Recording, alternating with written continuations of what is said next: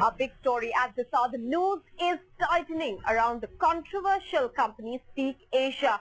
A Singapore bank has frozen 2 of its accounts. United Overseas Bank has frozen the bank accounts of 19 lakh panelists, vendors and staff.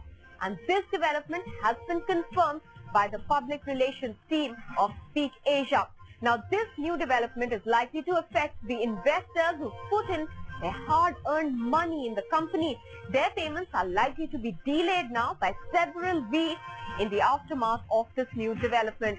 The market research company claims to have informed its panelists about this. A statement on its website says, some banks have temporarily frozen accounts of our India-based agents. On the 25th of May, UOB Bank pressed us for closure of our 2 bank accounts within 2 days. All payments proceed by Speak Asia Online between 13th to the 20th of May 2011 have been held up.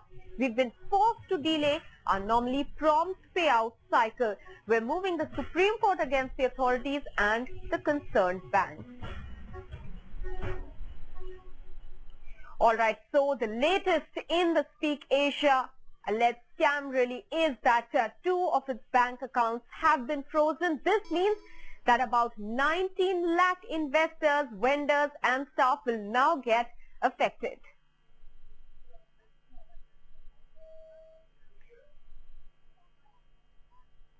And our correspondent Ashish Mehrishi now joins us with more details. Ashish, how is it likely to impact the people who put in their hard-earned money in that online website? Well, Mahav, you have to accept the fact that now the money which was coming through UOB Singapore will not come into the accounts of 19 lakh investors. It means that what, all of us were anticipating that one final day this would happen, that money would not come into the accounts, and that chain that we were talking about, that pyramid structure that they were following, will fall at one stage or the other. So when what we were anticipating, this has finally happened, and since these accounts have been frozen by UOB Singapore now, people won't get their money, and that chain has fallen. Now what the company is trying to show is that they are clean, they have not done anything wrong. It is because of the malicious media campaign. That is what they say, that it is because of personal interest that media has been doing all this. But people know that they don't have any operations in India, they don't have the right representatives in India, they don't have proper permissions in India. Apart from that, what they were telling that Harinder Kaur is the owner of the organization, it is not the fact, because the owner is a company called Podium Ring International in British Virgin Island, and everybody knows what British Virgin Island is known for. It is a tax heaven. So this is going to be a tough time for people who have invested huge money in Speak Asia, and 19 lakh people have invested, and if we anticipate, if 19 lakh people have invested, it is 2,000 odd crore rupees which have gone out of India, which is very difficult to get back now.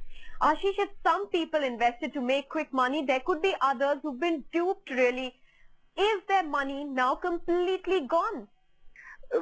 To my understanding, yes, because for the reason that multi-level marketing, we have seen, this kind of frauds have happened in the past as well, where 10% of the people who have invested in the beginning would get their returns, but people who have joined at the later stage won't get their return, so won't get the money returned. And since the accounts have been frozen, now the inquiries are going to go on, and very, very, very weak chance that this money would come back, because there are going to lots of inquiries going to happen. Government agencies in India, in Singapore and around the world, wherever Speak Asia is, they're going to start investigation, and wherever they're going to find money, involvement of money of Speak Asia, they would freeze their accounts till the inquiry is over. So people who have invested money, I don't think so they would so easily get that money back.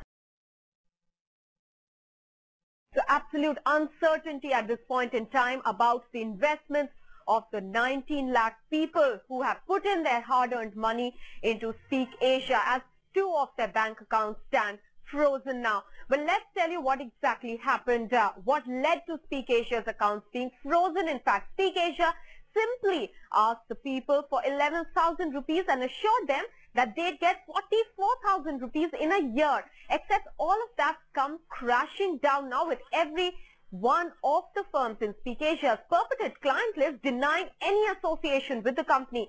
Can investors still get back their money, or will this be the regulator's prerogative? Let's look at that.